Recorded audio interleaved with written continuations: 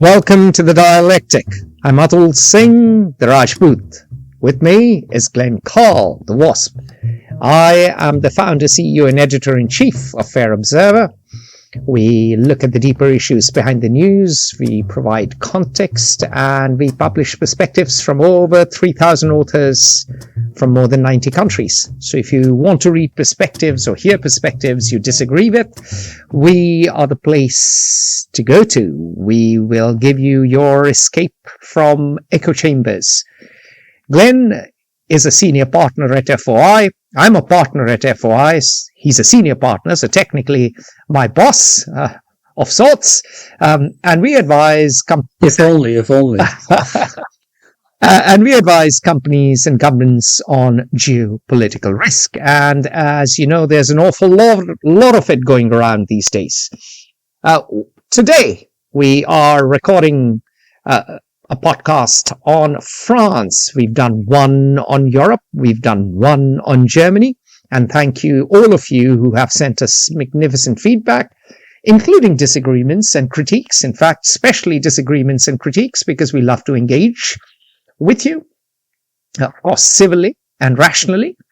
Please don't say I'm a CIA stooge, and please don't call Glenn names. And we'll have a We're accustomed to that, however. We are accustomed to that, indeed. So today we are discussing France, and France, the eternal crisis strikes again. What now? So, Glenn, welcome. Well, France is, I've said it my whole adult life, really, is my emotional home, my second country. I've lived there for a good number of years, not enough. I'd love to live there or be living again or be living there now. But life takes the turns that it does, and I'm not. However, we get to do the easy part, in a sense, now and find consolation in crisis and recurring chaos. Because our title is The Eternal Crisis Strikes Again, and nations change, their cultures change very slowly and repeat their errors and their failures and successes. And I think that's the theme, thread line that we'll try to bring out today. And we will have three parts. What's happening. We'll have three parts, the current mess, and then we'll go on to look at the causes of the mess, the eternal loop of self-destruction, as we eloquently call it, or as Glenn eloquently called it. And then we'll conjure up future scenarios, because after all, we are supposedly geopolitical gurus and we have to sing for our supper. So, without further ado, the current mess, and I will go into the economics of it straight away. I'll leave the mess to you. Indeed. Okay, so what has happened? And we are recording this just before Thanksgiving. It is Tuesday, the 25th of November, 2025. And we've had the French lower house reject the budget yet again. And a politically fragmented parliament, under pressure to reduce the budget deficit, cannot agree. So what is going on? Well, very simply, the drama has seen 5 prime ministers go in 2 years. Different parties cannot agree upon a budget. Sébastien Lecornu resigned after just 26 days and then came back through the back door. President Emmanuel Macron reappointed him. Whilst all of this disagreement, fractious debate is going on, debt has become a major issue for France. France is now in the top 3 debtor EU economies. Greece, Italy, and France form the top 3 with 152.5%, 137.9%, and 114.1% debt GDP ratios. Why is this important? Because a debt GDP ratio that crosses, say, 100% becomes quite alarming. Bond markets start punishing the country. Debt keeps going up because France is living beyond its means. As simple as that. It keeps running larger and larger deficits. You may say that's not a problem. America runs a deficit. Other countries do. But America has the dollar as the reserve currency. And the deficit in France rose from 5.4% to 5.8%. And this year it's likely to run a deficit of 6% plus. The fiscal shortfall is now the largest since World War II. It is well above the EU's 3% limit. And in fact, if I could just jump in for 1 second on this. So just one example is of why this is so significant and dangerous or difficult for a country. As the percentage of the deficit increases and the debt to GDP ratio increases, that raises the cost for a government to borrow money. yes, And it raises the cost for the government to finance its debt, which means that it reduces the available amount of money for the state to spend on guns and butter or anything. exactly.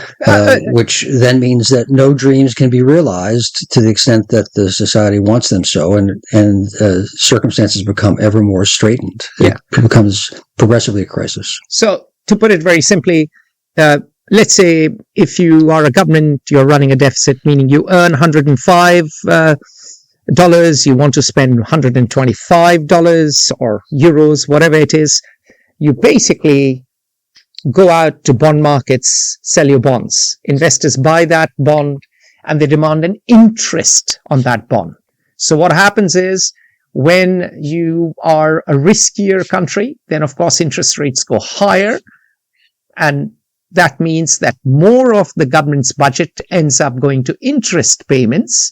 You pay the creditor. Those of you who have mortgages understand that, which means there's less money for schools, hospitals, aircraft carriers, fighter jets, etc. So guns and butter, less money for it. And very importantly, the dysfunctional politics and unsustainable public finances have threatened a sovereign debt crisis, with Moody's ratings cutting finance credit outlook to negative from stable. Because, in Moody's ratings words, political instability risks hampering the government's ability to address key policy challenges such as an elevated fiscal deficit, rising debt burden, and durable increase in borrowing costs. So today, for business leaders, for investors, for economists in the Eurozone, France is increasingly the top concern. Because for once, Italy does have a stable government under Giorgia Meloni. Greece is following the plan, which has led to some improvement in public finances. But France is paralyzed. France has, the government has a share of, the French government has a share which is 57.1% of the GDP. It is absolutely ridiculous. The largest.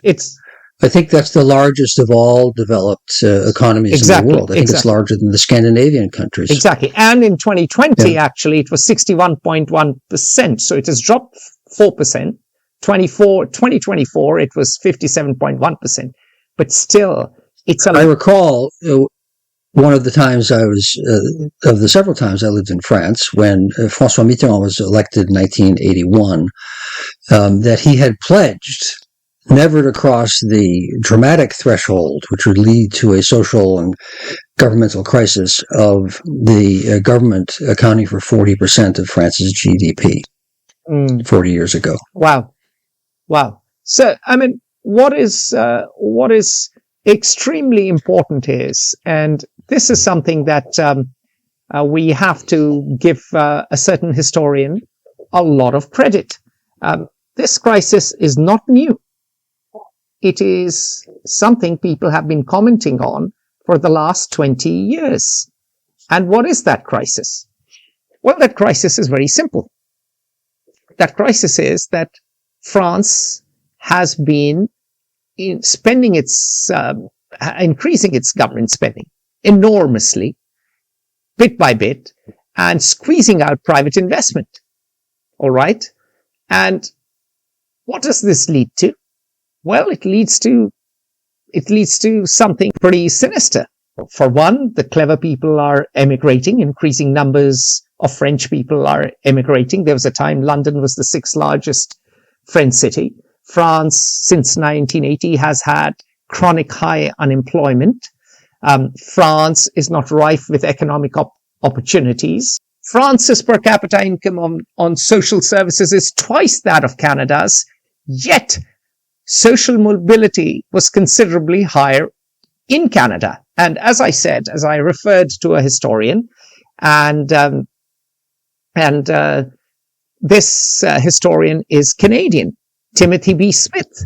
I have the Cambridge University Press website open in front of me, and it tells me that this book, France in Crisis, Welfare Inequality and Globalization, since 1980, this was first published in 2010. So 2010, that's 15 years. So what was Timothy talking about, or Tim, if we want to be a bit familiar and avoid the mouthful? What he was saying is that, look, France is spending basically almost as much as Sweden on all things social, but it has twice the unemployment and 3 or 4 times the poverty. For so much of spending, you do not have social mobility. In fact, what you see is that if you go to Les Grandes Écoles, and even more if you go to l'ENA, which supposedly has been disbanded, but not quite, only 5.5% of énarques hail, I don't know if I'm pronouncing it correctly, énarques, the graduates of l'École nationale d'administration, hailed from working class backgrounds. In Canada's top schools, this figure was 25 to 30%. So it is fair to say that elite French schools perpetuate a tiny, and these are Tim's words, a tiny caste-like aristocracy of wealth and brains. I would say that this would make inbred Brahmins proud. So the French are spending a lot, but not achieving much, and they may have solidarity in sickness, and these are Smith's words, but not in wealth. So yes, France spends a lot per capita on social services, but it is not achieving social mobility. France is not producing new companies. France has high unemployment. France is seeing a drain of talent. And France does not have the revenue base to pay for its debts. Part of the reason the US can run debts is because people believe that the US will grow itself out of any potential debt trap. That is no longer the case for France, and France does not have the monetary flexibility of devaluing the franc anymore. The euro puts it in a monetary straitjacket. So France is really economically in a deep, profound, and some would argue irreversible crisis. Over to you, Glenn. Well, what do you say? Yeah. Well, having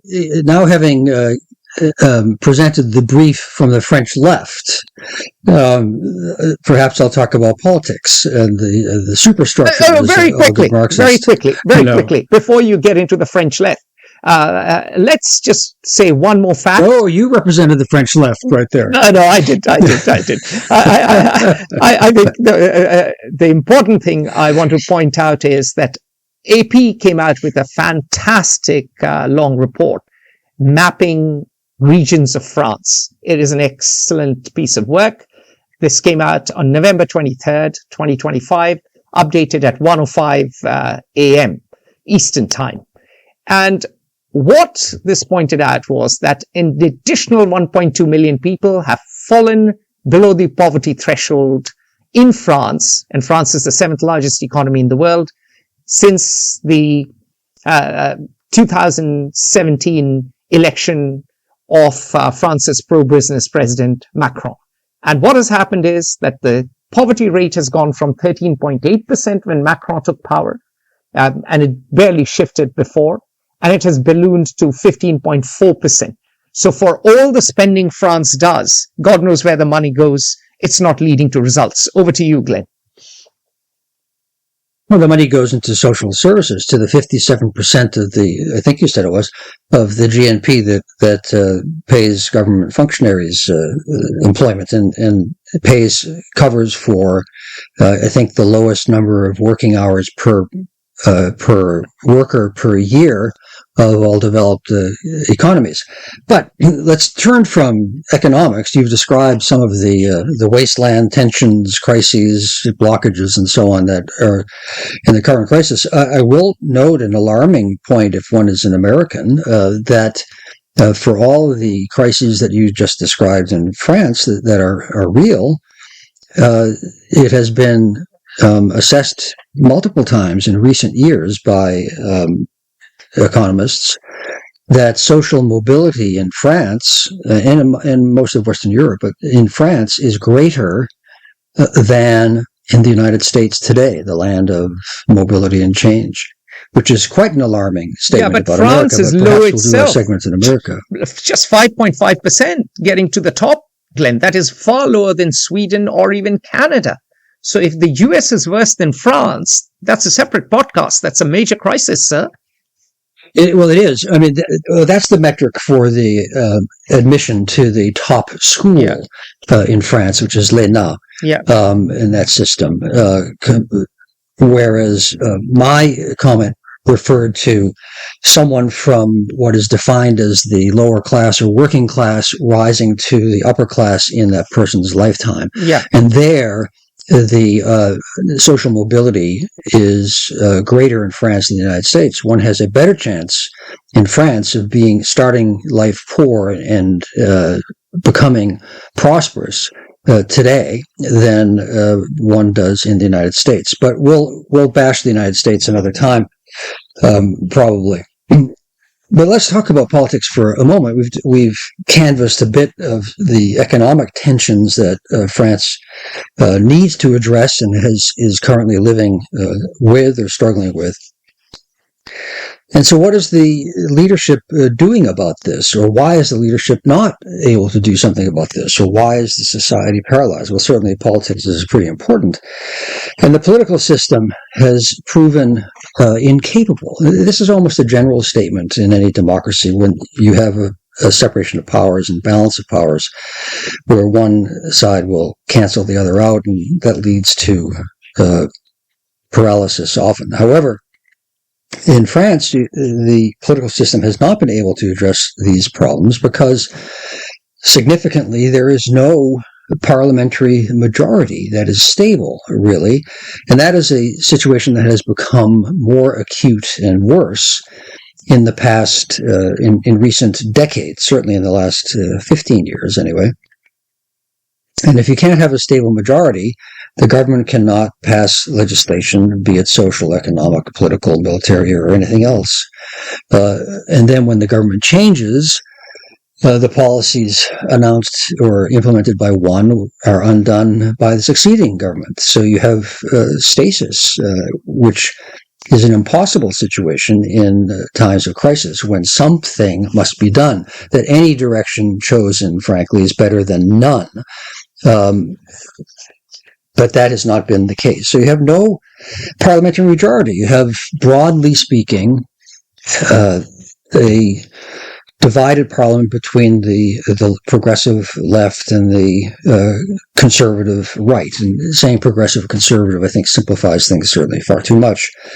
I think, Glenn, it's important to point out here that France has seen a complete implosion of traditional political parties. The Gaullist right is dead.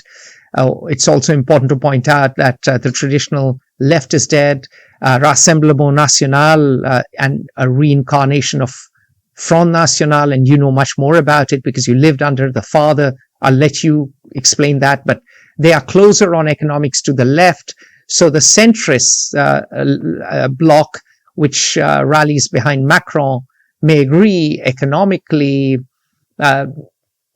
Economically, they probably agree with the Gaullists a bit, but socially, economically, the Rassemblement National and the left, curiously, are not much more on the same page. But when it comes to immigration, then it is the centrists and the leftist bloc that are more on the same page. And basically you have three blocks of very diverse parties all pulling in 100 different directions. Well, in Macron, his mission and his success was that he was not a traditional politician, was that he would bring together the centrists from the center right to the center left, because the far right was frankly fascist, racist, and xenophobic, and the far left was statist, totalitarian, and destructive of economic growth and opportunity. And so the silent majority, in the American terms, of the center would rally around Macron and his reformist, but basically not destructive either of the status quo or of the economically or politically, would gather a large majority of the electorate. And it did, to the point where he has been elected and has been able to, he and his party have been able to hold off the far right and the far left. But I mean, Glenn, there's a catch here. He's not been able to succeed in carrying any of the reforms fundamentally possible, forward rather. Yeah. So Glenn, but it's true you said he was not a conventional politician, but he was 39 when he got elected.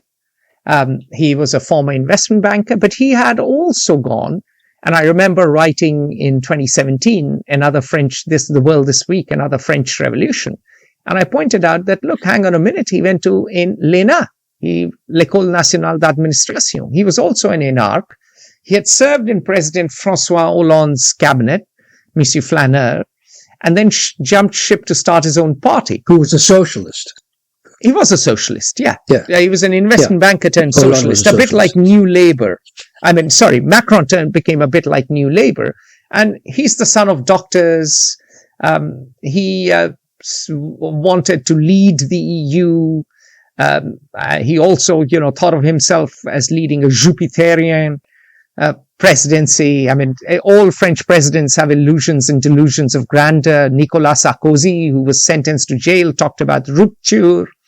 And so the crisis has been there for a while, as Timothy Smith wrote about it. And Macron actually memorably on April 26, 2017, had squared off with Marine Le Pen in a Whirlpool tumble dryer factory.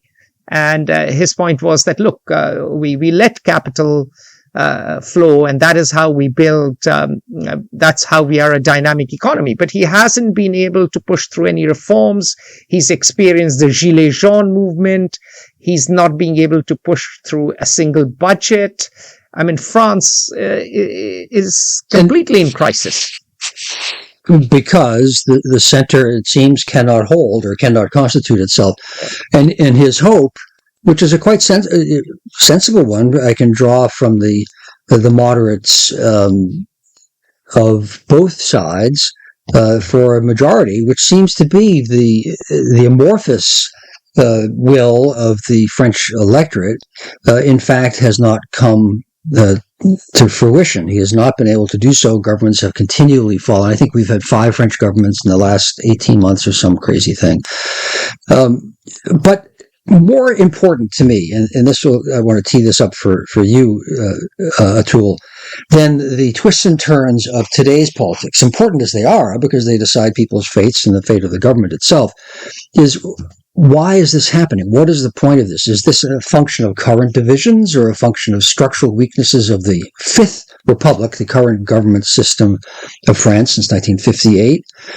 Or is it because the Fifth Republic has a strong president and a prime minister, and so you have this two-headed chief of government situation? I think that actually the French system, I tend to be a supporter, an admirer of the French Fifth Republic, and the system will work if there is a majority. Even though there is an intentional built-in tension between the president and the prime minister, I view the prime minister sort of as a circuit breaker or a fuse, someone who will take the fall for the hard decisions if the system functions. But that has not been the case, and so rather than describe what the current crypto-fascist French right or proto-Marxist socialist French left are doing, which we'll get to a bit. Sketch out for us, Atul, the history of how the French system got here. Where do we begin, Glenn? Do we go back to Jean-Baptiste Colbert and blame dirigisme and mercantilism? Well, I'll give it a bash. So, yes, seriously, you could go back and say that Jean-Baptiste Colbert, who was a brilliant man and did many things like planting of trees, running public finance as well, until Louis XIV squandered it. 350 years ago, I should point out, 350 years ago. You could say that the worm was in the apple right from the start, because the French trusted the judgment of Paris, and they would direct the economy. They would be a dirigiste economy, and they wanted exports to be greater than the imports, which meant that it was les notables sitting in Paris who'd be making the big decisions of allocation of capital and talent. And the Anglo-Saxon system, thanks to Protestantism, thanks to Henry VIII, we've been assailed by none other than Anton Schobel, my former chief of staff, a devout Catholic, as to our rather biased Anglo-Saxon Whiggish views of the world. But hey-ho, we do have them. We can't deny them, and you can bash us as well. But we do believe that the Anglo-Saxon system, with its decentralization of power, with its more bottom-up approach, with its trust of markets, with the operating philosophy of a Scotsman, Adam Smith and David Ricardo, believed in trade, believed in commerce, believed in the power of the markets. And yes, it moderated the markets by also maintaining the commons, which is a story fundamentalists in America forget. They forget that Adam Smith was a professor of philosophy who talked about moral sentiments. So the Anglo-Saxons could achieve some sort of balance, whilst the French, they never did. The center was a bit too powerful and it was too rigid. And in 2007, a friend called Paul Monfort told me that La Grande Nation is deeply conservative and incapable of reform. Hence, quote, revolution is the only way the French do change, unquote. So this is exactly what he said, 2007. That is a while. We are getting, or at least I'm certainly getting old. Glenn getting younger and younger. But the point is that if we go back to 1789, in March 4th, the American Constitution, or 4th March, the American Constitution came into force. It became the social contract for the US and continues to be so today. Yes, of course, some people may argue as to what exactly it means, but no one really wants to burn the Constitution and start afresh. Neither the Democrats nor the Republicans. I would argue the independents, certainly not. Now, 14th July, Juillet 14, the French stormed the Bastille. And since then, they have had several successive constitutions. Each time, the French have rewritten the basic rules of the state. France has experienced the First Republic, the First Empire, the Restoration, the Liberal Monarchy, the Second Republic, the Second Empire, the Third Republic, the Vichy regime, the Fourth Republic, and now the Fifth Republic. And so, the Fifth Republic, let's talk about it, because the Fifth Republic came into being in 1958, and it is struggling to cope with the multiple crises of France. Some would say the problem is the French, not the Fifth Republic. You can have any vehicle and the French will always have a crisis. And some constitutional scholars say that, look, hang on a minute. The current French constitution gives too much power to the president.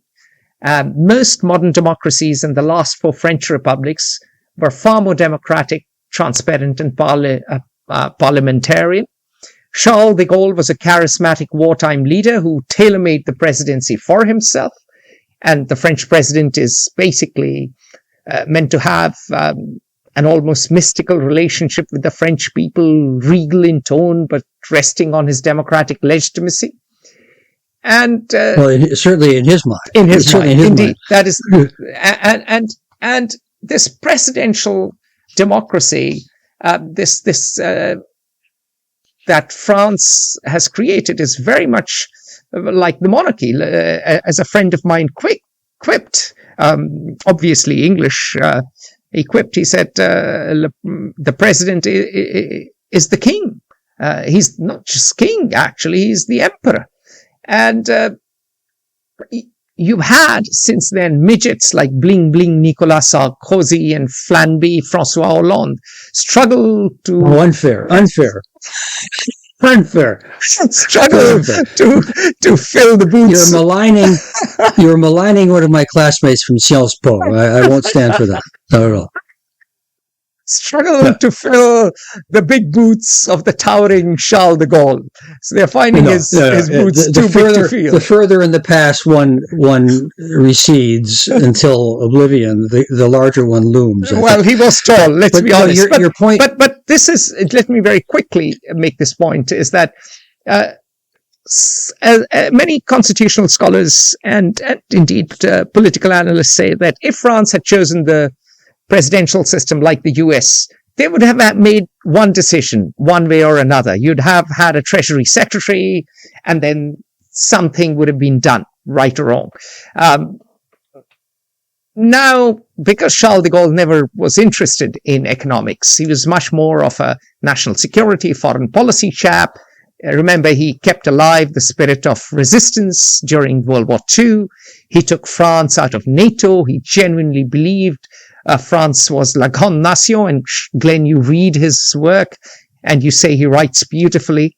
And that's something... He was a beautiful writer. And that's something I have to do, as and when my French catches up to speed, I have to read Charles de Gaulle. He was a towering genius in more ways than one. It's not just going back in the past, and he had cojones. He had real courage. He's one of the great figures, of the last 200 years. Exactly. He truly is. Yeah, but he wasn't exactly someone interested in economics. So in the French Republic, in the Fifth Republic, the prime minister has to get the sordid job of deciding how much to tax, how much to spend, yada yada. And often when you don't have a clear mandate, or you have a different mandate as to the president, then cohabitation, which sometimes worked well in the past, is coming unstuck. Over to you, Glenn. Yeah, I think this actually is a thread that will help bring together or make clear, perhaps is a better way to say it, why for us, for you and for me, it's so important and relevant to go through 200 years at least of history. And, what is the point of 200 years of history when there's a current economic crisis and paralysis? It's fundamental to our point, and I think to the understanding of what is happening in France now and what France's eternal crisis is. So take de Gaulle just for a second, then I'll jump back and contrast this with the American Revolution, and I think that will then make sense I hope, for people.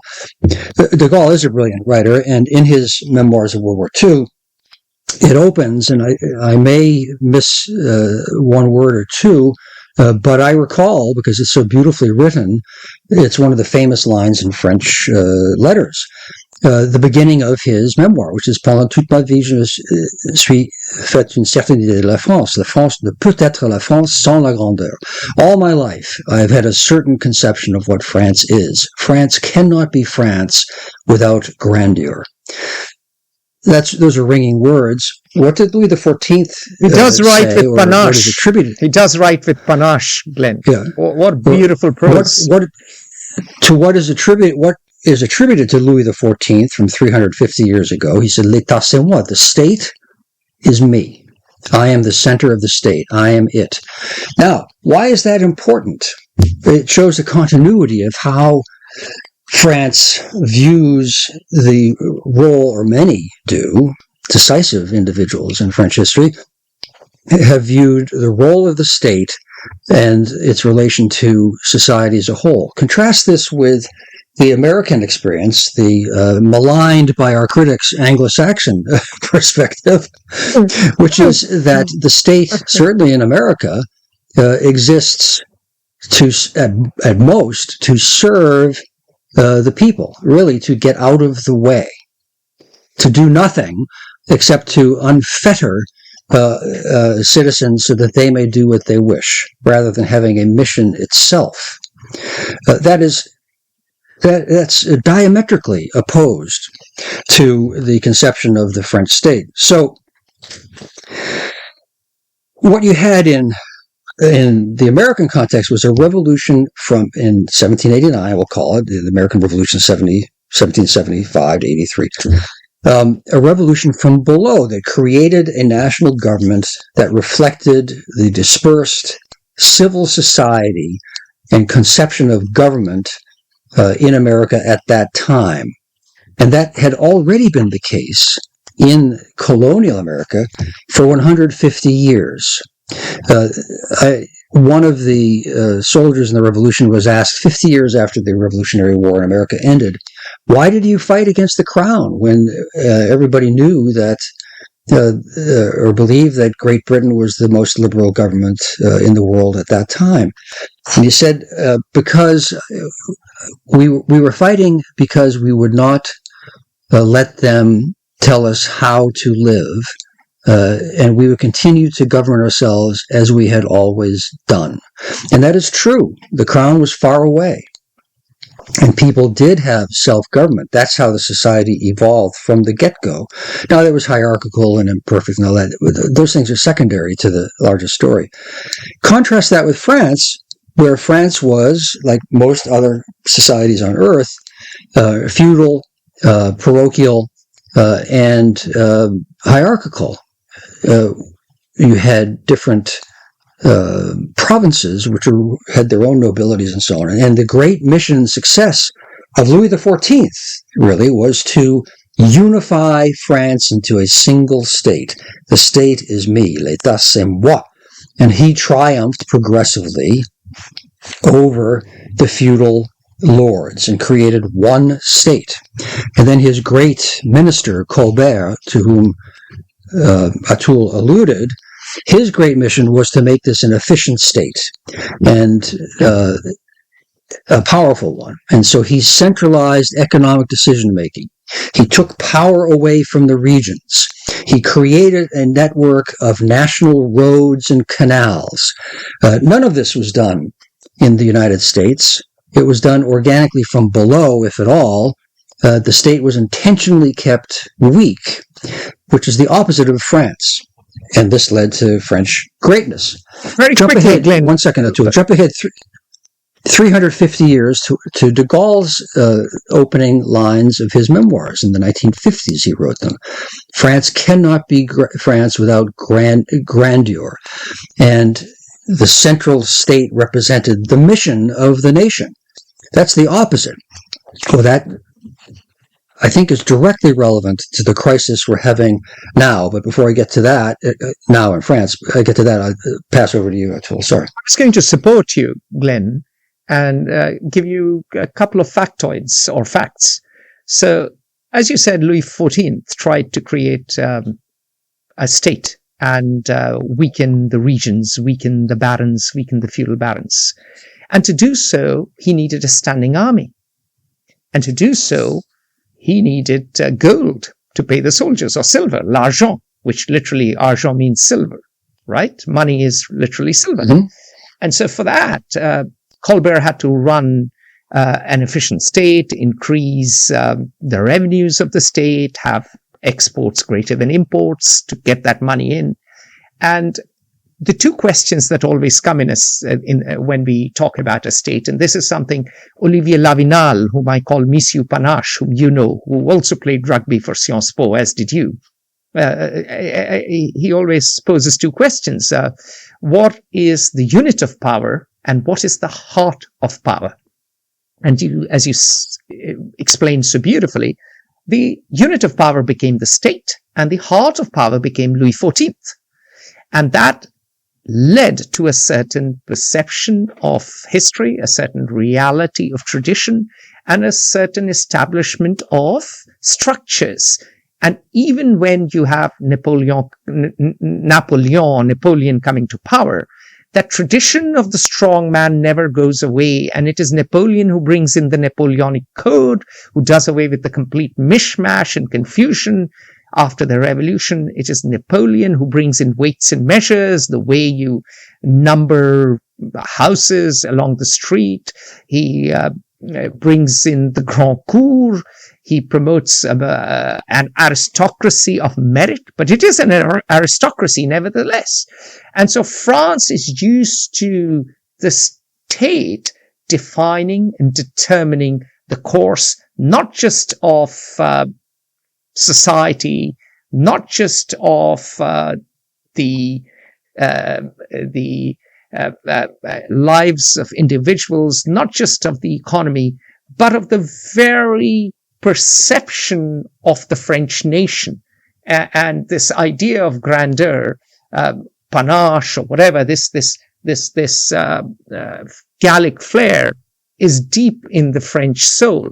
So you cannot simply get away from it. The state, and yet the state being what it is, all French republics, empires end up being like the l'Ancien Régime, because once that exceptional individual goes away, once, those structures start having sclerosis and arthritis, and the elites get soft and soggy because they are eating too much foie gras, having far too much of champagne, eating too much caviar, then there is time for fresh blood. Well, this explains not entirely, but fundamentals of the dynamic of crisis that the French government and society is experiencing now, once again. So there's a brilliant political scientist writing about America in the mid-20th century named Louis Hartz.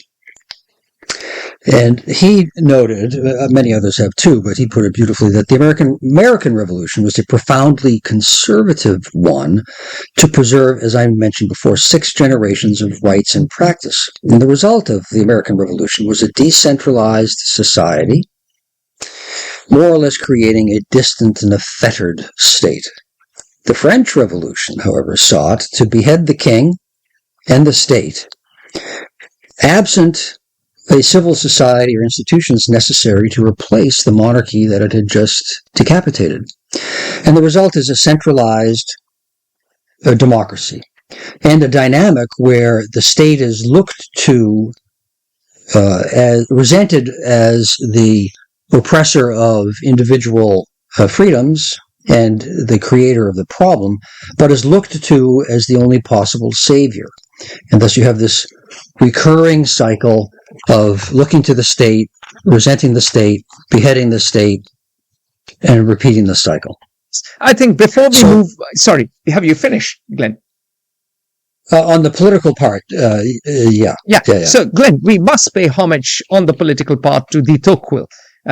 Both you and I, of course, think that Alexis de Tocqueville is far superior to Karl Marx. It's not a fashionable view, especially amongst American campuses. But one of the things that de Tocqueville observed was the richness of civic life in America, that Americans had this ability to get together, direct their own affairs at a local level. They had more agency, to use a modern fashionable word.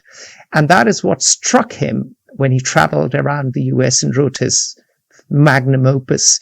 And that captures America brilliantly. And France, on the other hand, has that exhaustion that comes from perhaps, having far too much of centralization for far too long. People have lost agency. And so when there is dissatisfaction, it is this cycle of, well, let's grab the reins of power of the state and we'll direct the horses where we want. But sooner or later, once those horses tower or the charioteer gets old, or the new charioteers get, soft and soggy and a bit too elitist as they have, then things fall apart. But France is facing another big challenge. We'll move on to politics, to an aspect of politics. Right. Let's talk about immigration, because that is extremely important. 17.2% of the French population is, well, surprise, surprise, foreign born. So, and they come from all over Africa. They come from Francophone. Let me just jump in for one second, Atul, just Yes. so that people, I'll be as explicit as we can so that people make sense of how we can go from 1789 to immigration. But it's very clear why. So what's the current crisis? We talked about the economic crisis. We talked about the political crisis in contemporaneous terms. Historically, why that is the case and why that defines and far transcends the current crisis. And then there are other, as the French would like to say, conjoncturel, specific to the moment issues, critical, central of which is immigration. Indeed. And when we talk about immigration, 17.2% is of the French population was born outside France. That's a pretty big number. That's almost 1 out of 5, getting close. And so one vision of France is that France will be a multicultural, harmonious society in the image of the 1998 World Cup team with Zinedine Zidane, with his roots in Algeria, a Berber, not even an Arab. Thierry Henry coming from the French Caribbean islands. Didier Deschamps, of course, the local born chap. Now, of course, a coach. And the French, just as the French football team functions at its best like an orchestra, you'll have France functioning as an orchestra of many races, and everyone will become a Frenchman once they are born and raised in France. They won't have this dispersion of identities, and we'll all sing Kumbaya. That's one vision of glorious harmony. If I may illustrate how dramatic the current circumstance in France and in Europe and in developed countries in general, but we're speaking about France, how dramatic it is. America's always been referred to, known, and correctly so, as the land of immigration. We're a nation of immigrants and so on and so forth. France has more non-native born residents and citizens per capita as a percentage of the population than the United States. That has defined what America is. America, and it creates its opportunities and its challenges. But that has not been the case in France. France has always had immigrants, but never to the extent that it has now. And it's not a nation of immigrants until today, and that's part of the crisis. Yeah. And then there is, of course, the other vision that, hang on a minute, we will have bikinis versus burkinis. We will have a clash of cultures, if not civilizations. There is a crisis of integration. Laicite and Islam don't go well together. Muslims are now 11% of the population by some estimates. Some it's lower, but let's say around 10. But hang on a minute, in the 1980s, they were just 1%. So this is a dramatic increase in very little time. And we can see, there have been tensions, Charlie Hebdo, cartoons over Prophet Muhammad. More importantly, we've had lots of riots in the banlieues, and immigration is proving to be an emotive issue and a difficult issue because assimilation is proving difficult. Is there racism in France? Of course, arguably, perhaps a little greater than other places. Is there? But here it's worth talking just for a moment about what we could refer to as the rule of 10%. Now, a great sociologist of the mid-20th century specifically focused on American society was Gunnar Myrdal, a Swede. But he and others in the decades since his work have come up with what we can refer to as the rule of 10%, that immigrants of whatever nature are generally accepted and even welcomed in a society up to the point where they constitute about 10% of the population. Now, subsequent studies after Myrdal's have found it to be 15 to 20%, but the point remains the same. Now, he was studying the emigration of freed slaves, sharecroppers from the south of the United States to the northern cities in the mid-20th century, and found that initially they were welcomed or accepted, at least tolerated without particular trouble, until they reached about 10% of the population of town X or city Y, at which point there was a backlash or a hostile reaction that these interlopers were changing our culture, changing our ways, forcing us to smell strange foods, and that's not a joke. That came up in French politics in the 1970s when Islamic immigration first started to become significant. And from that percentage point on, you start having social fracturing, tensions, and even violence. And this is fundamentally, as I think all of us know now, the driving social political force in Western societies of the last 40 years. There's also an added challenge that, yes, because of the banlieues, which is French neighborhoods filled with immigrants, and because they are urban ghettos with very little green spaces, with very little architectural or decent city design, unemployment, crime, discrimination, racism, and social exclusion are rife. There are angry young men. They don't have any jobs. They don't have prospects of jobs. If they don't make it in football, which is a very low probability sport, low probability success activity or low probability career, then they fall prey to all sorts of ideas, particularly the millenarian vision of Islam. And a French intelligence friend pointed out to me that France has suffered repeated terror attacks and provided the highest number of foreign European fighters in Syria.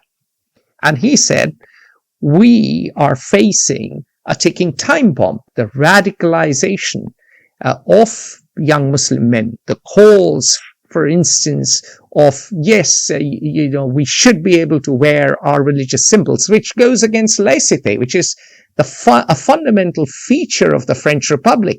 The Third Republic waged war on religious symbols. It waged war. Laïcité is the separation of church and state. Yes, essentially. Yeah. Now, on the terrorist point, on this is an important point, but I don't want to take us on a tangent here. Yes, it's true that the number of foreign fighters or jihadists, Islamic activists willing to kill for their faith, is higher from France than from other countries. However, there are specific reasons for that. Most French Muslim immigrants are from North Africa, and most of them are from Algeria. Algeria had a bloody civil absolutely war. Horrific civil war in the early 1990s that coincided with the collapse of the Soviet, or the failure of the Soviet invasion of Afghanistan, from which many of the foreign fighters, the Muslim jihadists who had gone to fight the infidel communist Soviets in Afghanistan, returned to their homes, which largely meant to Algeria, frequently, which meant to the Civil War. And then many of them have relatives in France or themselves found themselves in France, uprooted, without roots, alienated from all of their societies, trained, hardened, and twisted from the horrors of war, and idealists and young single males who went off then to do more great things by beheading people where they had the opportunity. So there are specific reasons, not about French society, but about the nature of French Islamic immigration. But that's a secondary point. The larger point is you have the instability of a vast immigrant population from a fundamentally different civilization. Exactly. And so very whether quickly, it assimilates, one of them, Islam, people never lost their belief. Islam does not have a separation between church and state. There is none of this isolation between religious and public spheres. It's a different historical memory. And therefore, the French memory of a protracted battle with Catholicism does not translate as well to dealing with devout Muslims. It leads to angst, anger, a perception that it is yet more French racism, and it leads to a further division of society. And in fact, the ghettoization of French society, this is something mayors remark upon. There was a mayor I was reading years ago in 2017, Robert Ménard. He grew up in La Devèze, a banlieue, and that is now notorious for drugs, arms trafficking, and radical Islam. And basically, this is also where the Pieds Noirs came, the French who were in Algeria and who moved. And what you find there is the North Africans, Turks, the French Roma, they're all living in separation. So the ghettoization and even balkanization has been going on in France for a while. And if you look at 2005, riots broke out in 274 towns. And I believe it was Nicolas Sarkozy then who was president for 3 weeks. So over to you, Glenn. Serious problems politically, serious problems socially. And of course, we've talked about serious problems economically. And of course, all of that at a time when the international scenario, which of course you know only too well, is also worsening. Exactly. So, we're describing the perhaps more length, but not from joy in doing so, what we call the current mess or problems in France.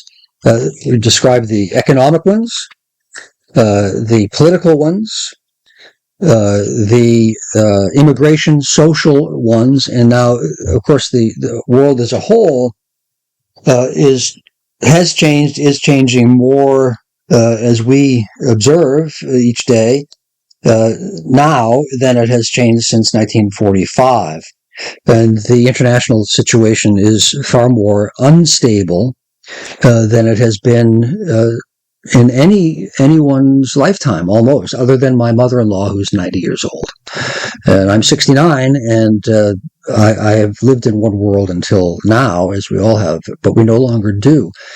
We've entered a period of greater instability and therefore probably insecurity for nations as we are in a great power world, once again, a pre-1914 world, really, in many ways. And France is no longer one of the 3 or 4 great powers. France is a significant power, but it's a middling state in the global context. Yes. Not only in the global context, but even within Europe. Europe has, in the French vision, and in the vision of many, really, has sought to unify through the European Union, in particular, by being de facto shaped and led by the Franco-German partnership. But France can no longer drive that process, either with Germany, and that has been the case for decades, or with the EU as a whole, which now has to struggle with a resurgent Russia on the east and an unpredictable but hostile, and in many ways, frankly, pro-Russian America on the west. And now, for the first time in human history, a globally active and globally powerful China. All of these are destabilizing, and all of the international systems, the World Trade Organization, the United Nations, the NATO alliance, are being upended. And that makes France relatively less able to proceed in a stable world or to shape events beyond its borders. And all of this is happening at the same time that the other problems we described are happening. And that all together has led to, in particular because the French political system has been incapable of resolving its divisions, and it is a democracy, so that reflects the divisions of French society. You find a France at best in stasis, but actually paralysis at a time when decisive steps on multiple economic, social, political, international fronts need to be addressed. I mean, on a lighter note, France has suffered, and these have been stories in the Financial Times. This is not yellow journalism. France has been subjected to honeypots, and many of French sailors end up marrying Chinese women, and it turns out that, hang on a minute, your wife turns out to be working for MSS, maybe partly to. There's nothing new under the sun in that regard. Okay, well, this is not a change. Okay, the scale of it, perhaps, right? The scale. I don't know. That could be. Yeah. I do know that some of the data for Chinese intelligence operations towards the United States, and they have increased by orders, not an order, orders of magnitude. That's statistically, literally true.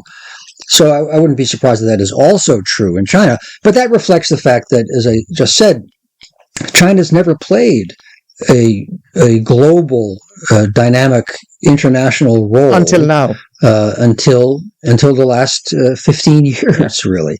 And now it's one of the two great powers on earth and has a very active and competent series of government agencies. So France will experience that like everyone else. Sure. But I think importantly, General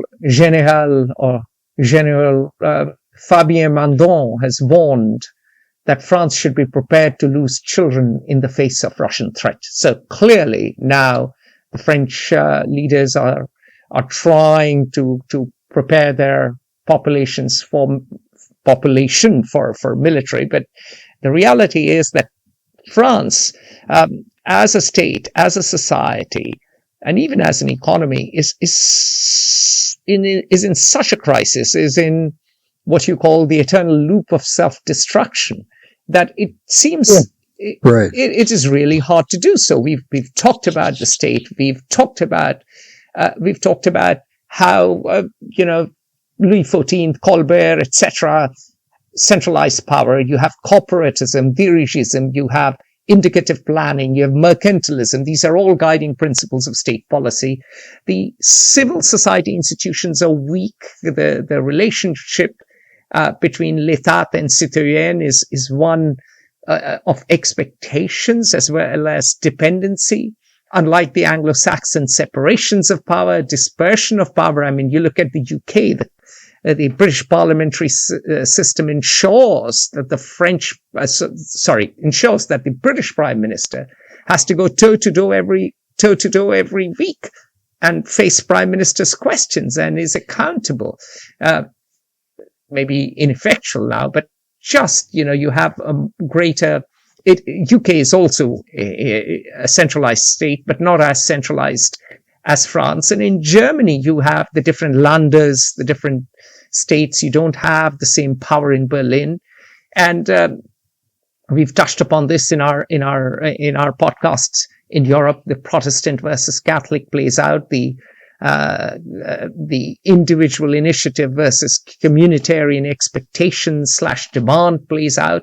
And to substantiate that last point, which of course raised hackles, as you pointed out, it is a fact that overall GDP growth rates and social change have been higher. Not every year, not every country at all times, no, but in the macro analysis, in states that experienced the Protestant Reformation as opposed to those that did not. Correct. Holland is the birthplace of the Industrial Revolution. Great Britain followed 2 generations later. What became the United States, but prior to that was the colonies of Great Britain. Northern German states as opposed to the Catholic South. The most dynamic economic aspects of French society prior to the destruction of the French Protestants by Louis XIV, really. And but it took Catherine de 150 Medici, years of religious wars. and Catherine de Medici. Let's Were not. the Huguenots, were the French Protestants. I mean, it simply is a fact. And why? Not because they saw God differently, but because they saw the role of the individual in society differently. And that's simply empirically demonstrated. And progressively, as Catholic societies have secularized, so have their GNP rates increased. Exactly. And you talked about the individual, and you talked about Louis XIV, but it's also Catherine de Medici in 1572, St. Bartholomew's Day's Massacre, in which they were celebrating coins that the Catholic Church... Oh, yes. You're absolutely correct. Yes, I'm sorry. Yeah, that too. And the individualism, as we've said earlier, basically is completely different. You have the American belief in civic obligations, laws, have to be imposed or are imposed collectively, bottom up, and then people follow them. You try and help yourself, and de Tocqueville's self-interest well understood, as you say. You can reduce it to one measure, one measurement, one indication, and that is the centrality of the Bible for Protestants and of the Church for Catholics. Now, why is that significant? Because Protestants encouraged the believers to become literate so that they could read the Word of God, the Bible. So literacy rates were higher and always have been, and education was supported more actively in the Protestant societies, whereas the Catholic Church said one should look to the Church for the interpretation of how to live. And, once the genie was out of the bottle, or you choose your myth, your metaphor of teaching people to read, then of course people will think, and they will challenge authority and have their own ideas, or be able to act upon them with more agency. That's the fundamental difference. Yeah. That's the one difference. Literacy at greater rates in Protestant societies over the past 500 years. Back to France, we can argue that yes, the French rejected the Catholic Church, but in a way, it still retained that communitarian approach. The state replaced the church, and basically the individual supports the state for individual benefit, and the individual expects the state to provide, and the individual remains deeply conservative, meaning rejects change that will remove a state support or oblige an individual to find security success through individual obligation and initiative. After all, the French cannot agree even to raise the retirement age by a year or to decrease working hours by a wee bit. And everybody's fighting for their narrow sectional interests. It's quite amazing. The French employees of the state have a gilded life, a golden life. And even if the country as a whole is going bankrupt, even if the taxpayer burden is going to go up, they cannot make sacrifices at all because they are all beholden to the state. So the crisis, as you've pointed out very beautifully, the individual looks to the state. The individual does not solve any problem from below, locally or regionally or through civic institutions. The state then proposes a solution. Then the individuals, represented by their various blocks, reject it, and we are in a crisis, and the crisis is repetitive. This is exactly it. So what is this eternal loop? The state is the center. The state is what is looked to solve the problems. The state is what is resented as the problem. The state is what is resented as in the way of my individual freedom, as opposed to there is a problem, let's have the state out of the way so that I can solve it, and the state should only serve as a mediator rather than as a solver. Now, all of that is grossly simplified and reductionist, of course, but fundamentally that does describe a radically, profoundly different dynamic. In France, there's a concept and a whole practice, part of the culture I had to learn about. It's called the système des brouillards. There's no quite exact word in English for débrouillard, which means to get by, to figure it out, to work the system for your favor. And the système D is central to being an astute, a canny, a wise and successful individual to work your way through society. And if you can work the system, then you can succeed. The concept in American culture, in its ideal form, is the reverse, which is that you do have what Tocqueville, again, brilliantly called l'intérêt de soi bien compris, self-interest well understood, which is that, and as Max Weber also described, deferred gratification. I will do something now that sacrifices some personal gain or advantage that I could obtain for the common good and for greater gain personally and socially later. But that's not an intuitive way for anybody to act. But when a society does that, it accrues to the common good.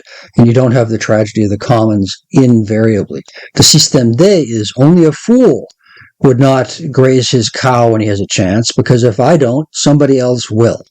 And that at the individual level is what recurs and recurs and recurs. And then you have also at the individual social level, what Atul talked about at some depth earlier.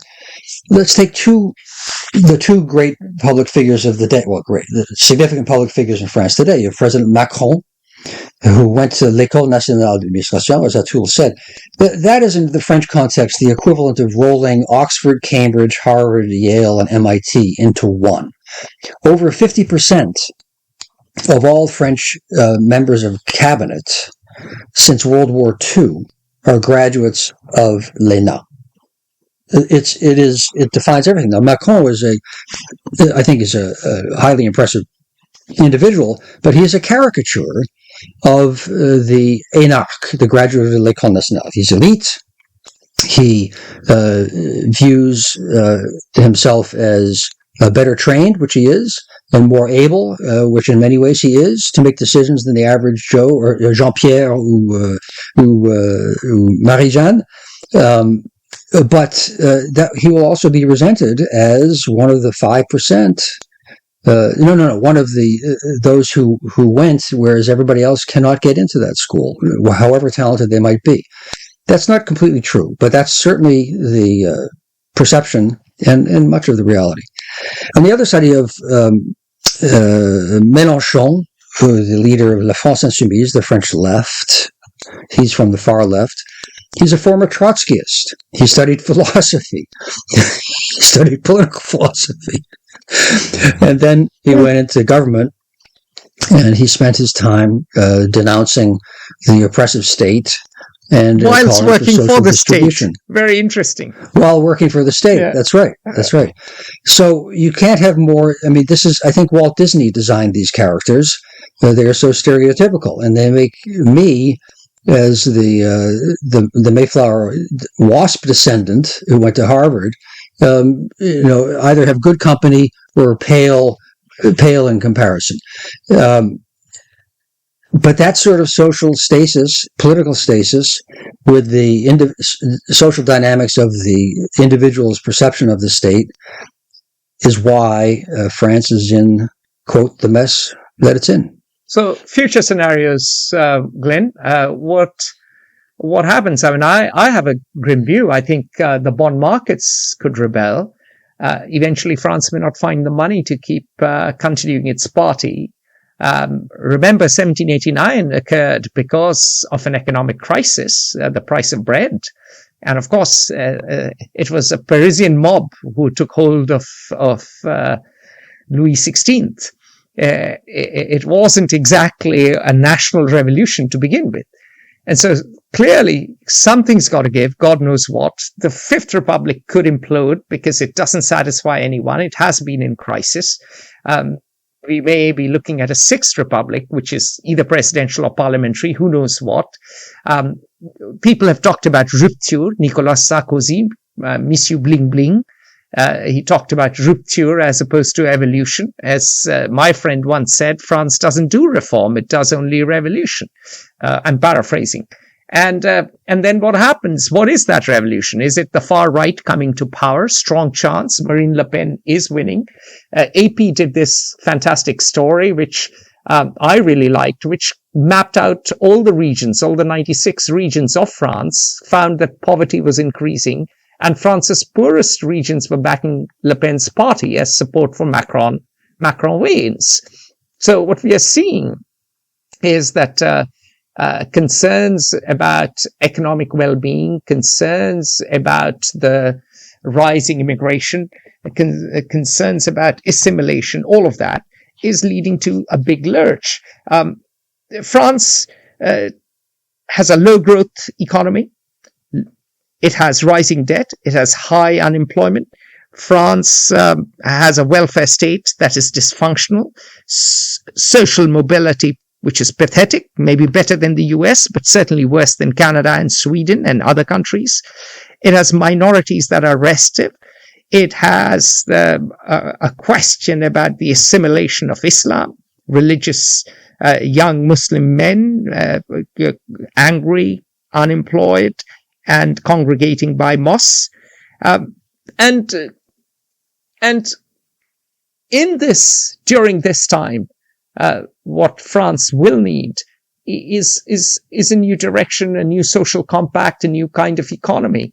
One of my friends, who's ex-MI6, had a dark suggestion. He said, well, we can send all these young men to fight the Russians. After all, the Russians sent the Chechens to fight the Ukrainians. Perhaps the solution is war, and we send the less talented Zinedine Zidanes off to play the World Cup final, just as Zidane did by headbutting Materazzi. A bit cynical, perhaps, but but is that a bit cynical? But of course that would come from a jaded member, someone who had just stepped out of the club somewhere in London. That was unkind. I do think that, well, one, revolutions rarely come from below. Really, they come from above. But they also come at a time of huge economic stress. Part of the French Revolution was, and states are most at risk, or societies are most at risk, actually, as they become more dynamic. The French economy was exploding in a positive way. It was bursting with change in the 1780s, but also with political paralysis, utter paralysis on the part of the monarchy. And the result was the decapitation of the king. The Russian Revolution occurred because of the utter crisis and destruction of the state from the First World War. 1917. In 1917, the revolutions across Europe, almost everywhere in Europe, in 1848 occurred because of climatic crisis and devastatingly bad harvests, and thus starvation and economic crisis. It contributed to the nationalist movement and was partly a function of it, but the cause actually was environmental and economic from below. But none of the revolutions really succeeded and led to any real social change. They just led to disasters and consolidation of the state, but nonetheless crisis of the state. We are living crises not as dramatic as 1917 Russia or 1848 Europe, but we are living the time of the greatest change, as we said, at least in 80 years, and the stresses economically, politically, socially, and internationally are greater than at any time in 3 generations at least. And so that is an opportunity and a risk for substantial social political change. So it could well be that the Fifth Republic, of which I am a fan, a supporter, might not survive. But I don't know. So if there is simply a majority, if the French can choose a majority, then the Fifth Republic works in a number of ways, certainly more efficiently than the American system. But that depends on the French resolving social desires that and objectives that they never in their history have resolved before. Exactly. And this is uncharted waters. Before it's all doom and gloom, remember Airbus is a French company. It is a European, but in particular a French company. It operates spectacularly from Toulouse. It has beaten Boeing.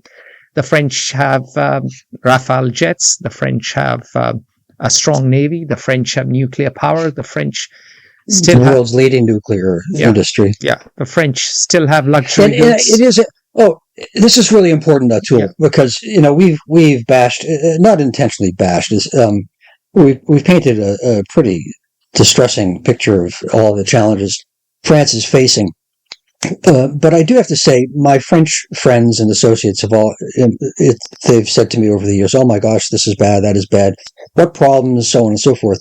Well, okay, that may all be true. When I go to France, which sadly is not as frequently as I would like these recent years, what my reaction is that I am stunned at the dynamism and magnificence. Magnificent, I think is the right word, of French society. And it's not that I am blind to its problems, but I see a glittering society of ideas and social and economic success.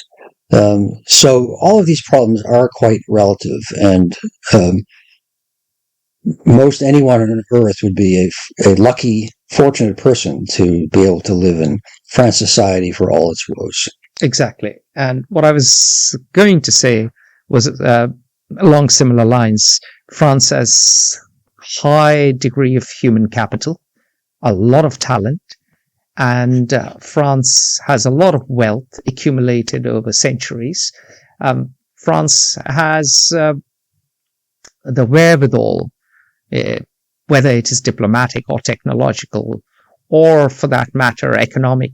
As I just pointed out, France still has some excellent companies, leaders in their spheres, in their fields, and France should the politics resolve itself, should the society manage to cohere, should it manage to roll back the state a little bit and let its people breathe and let the animal spirits of markets return. Because remember, this creep state overreach is a recent thing. It wasn't necessarily true even 50 years ago.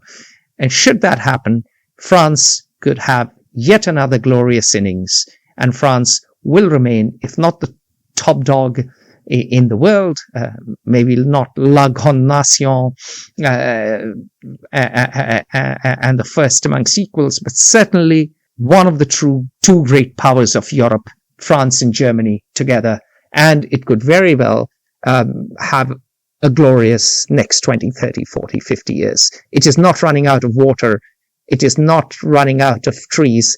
It is not running out of breathable air, unlike many other countries. Glenn, we've gone on for a while. Thank you all for listening to us for so long. If you like what we've said, suggest other topics we can cover. Make sure you subscribe to our newsletter. Make sure you like us on social media. Make sure you follow this podcast on whatever channel you're listening, whatever platform you're listening, Spotify, Apple Podcasts, Amazon Music. Leave us a review. Make sure you leave a comment. And if you feel generous, you think non-profit journalism is important, if you don't want to be on our platform owned by either Jeff Bezos or Elon Musk, donate from all of us at Fair Observer. I wish you happy holidays, happy Thanksgiving if you're in America, and all the best for now. À bientôt, je l'espère.